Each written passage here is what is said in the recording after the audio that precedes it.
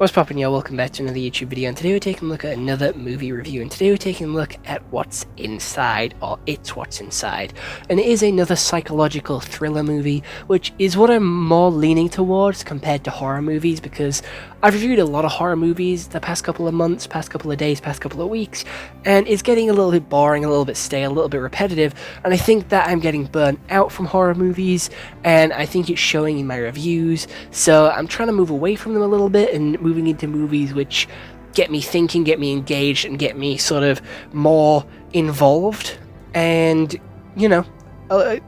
good psychological thriller to get you thinking and to get you on the inside of people's emotions and how they're thinking and how they're acting. And personally, I really liked this movie. I thought it was really cool. It did some really good things,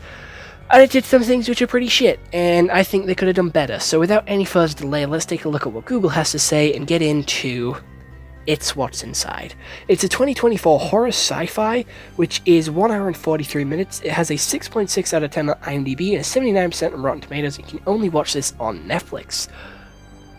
A pre-wedding reunion descends into psychological nightmare for a group of college friends when a surprise guest arrives with a mysterious suitcase that starts to tear the group apart.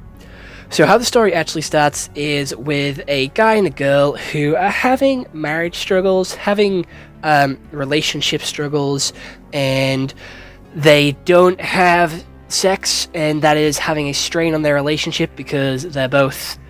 having to do it alone, and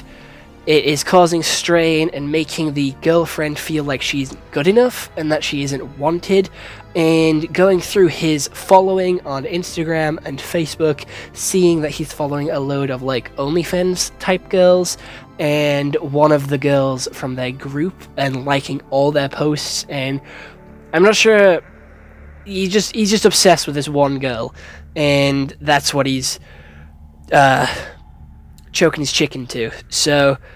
we then go to the pre-wedding party, and then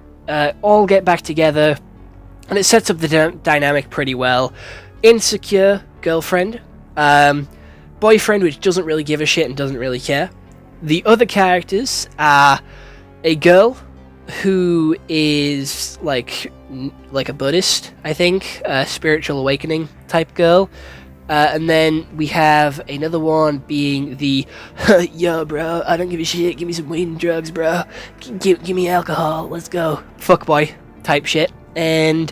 then we have another girl, which I don't remember her personality, because like I do believe she died, but then we have another one, another dude which is obsessed with the spiritual girl, and then we have obviously the girl which they were choking their chicken to. So they invite their old friend who got kicked out of college because he had a meltdown. But the way that story is told is really creative because it is set in black and white and in pictures. And the picture changes every time one of them changes something in the story, and none of them can quite agree what actually happened. So it sets this nuance, this mystery, this sort of unreliable narrator style on this topic, on this story of why he got kicked out of school, which I think is really interesting and really creative, because I've never seen it stylized like that, and it works really well because it is changing things in a photo, like Photoshop, changing it to fit the narrative that you want or to fit the lies that you've been told, changing the story to fit your narrative, and I think that works well. Going on, we have him introduce us to this suitcase, which can make them all swap bodies. First round, they play the game where it's basically werewolf. They have to find out who's who, and if they find out correctly, they have to wear their name on a badge, and if they guess incorrectly, they are out and they have to put their name on and reveal who they are.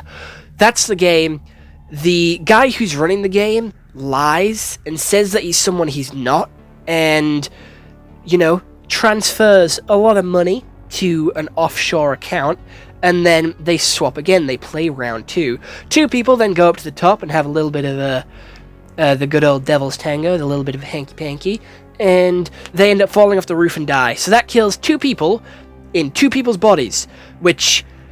is unfortunate, but they got impaled like a hedgehog. Obviously, the two people that bodies they were, are very upset by this and aren't very happy and are very scared, and they have no body to go back to except the people's body who they were actually in, and they don't want that. They feel like that's unfair to them and that everybody should switch,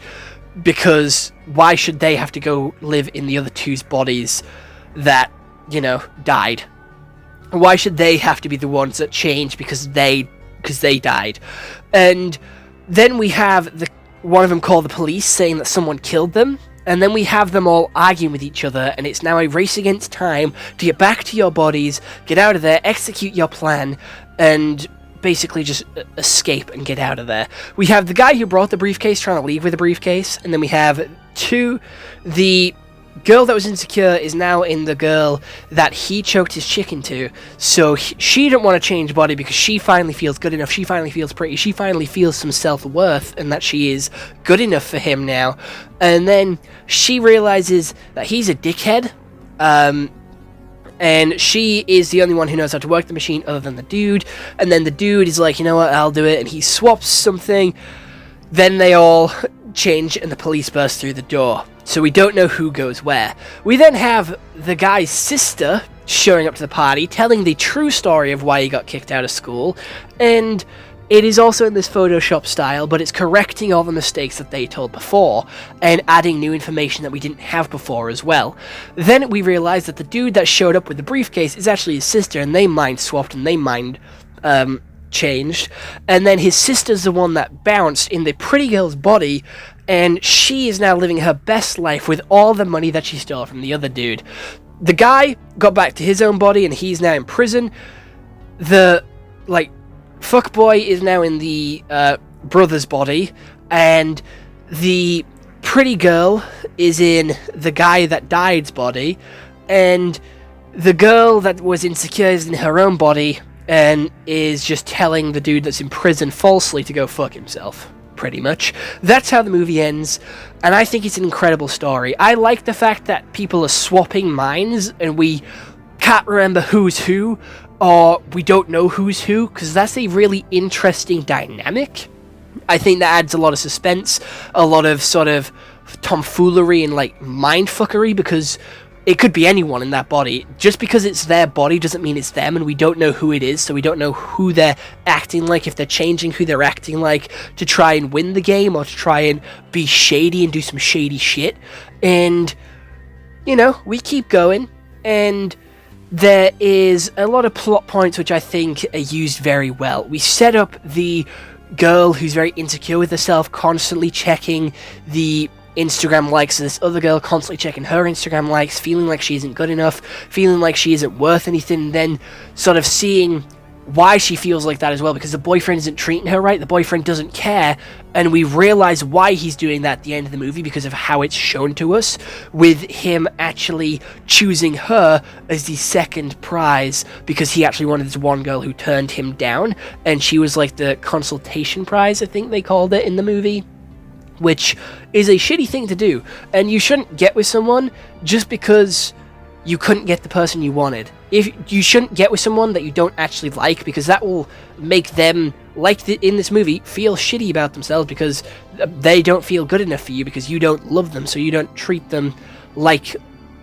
how you would treat someone that you loved, or treat someone that you would if you cared about them. So it makes them feel shitty, and we see that here, and I think that was explored really well and done really creatively. The plot twist was also really fucking cool, with it actually being his sister, and the sister's the one that's pissed off about being kicked out of school and sent to a mental asylum hospital thing, and that plot twist came out of left field. I did not expect that at all. I thought that was, that genuinely confused me and sent me through a loop, because we were told that false narrative at the start, where everybody was adding different things to the story, changing different things to the story, because they were all drunk, because they don't remember it fully, and because they all didn't have the information, because they all caused and did different things to that story to fuck up these two people's lives. And that slowly revealed throughout the story, and then gets fully shown to us at the end with the final pieces of the puzzle.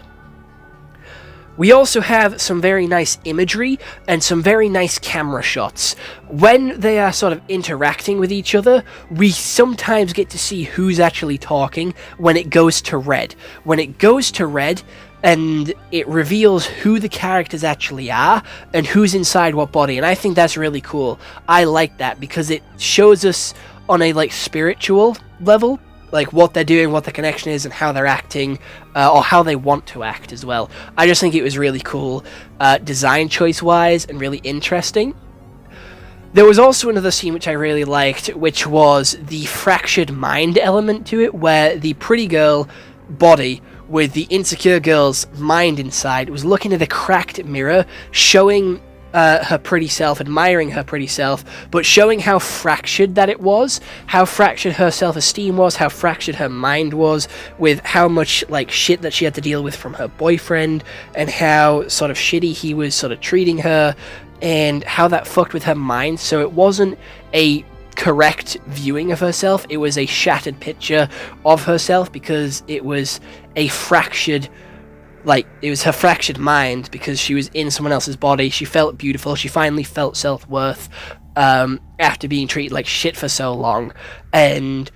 I thought that was a really cool imagery, I thought that was really cool scenery, and made the film really, really good to watch. The characters were all really cool, and the psychological element of them arguing with each other, trying to get back into their own bodies, and the arguments that they brought up were all very solid. Honestly, it is a brilliant film, and if you haven't seen it, I would highly recommend that you go check it out for yourself, and I'm definitely going to give it a 9 out of 10, because it is one of the movies that have genuinely kept my attention and had me thinking throughout the entire movie, trying to work out and piece together who everyone was, and even at the end of the movie with that sort of uncertainty whether the insecure girl was actually inside her body or not, sort of showing it from the abusive boyfriend's point of view. It was all so good.